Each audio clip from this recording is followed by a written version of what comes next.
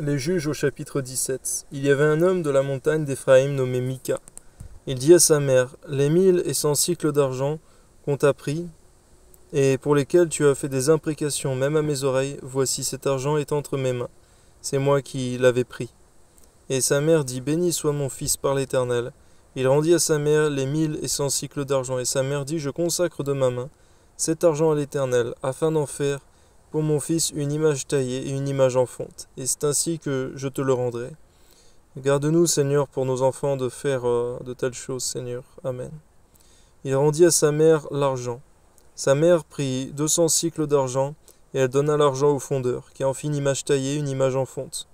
On les plaça dans la maison de Mika. Ce Mika avait une maison de Dieu. Il fit un éphod et des téraphins. Et il consacra l'un de ses fils, qui lui servit de sacrificateur. En ce temps-là, il n'y avait point de roi en Israël, chacun faisait ce qui lui semblait bon.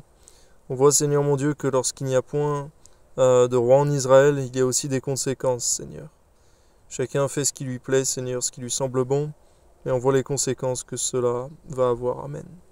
Il y avait un jeune homme de Bethléem de Juda, de la famille de Juda, il était lévite, et il séjournait là. Cet homme partit de la ville de Bethléem de Juda pour chercher une demeure qui lui convint. En poursuivant son chemin, il arriva dans la montagne d'Éphraïm jusqu'à la maison de Mika.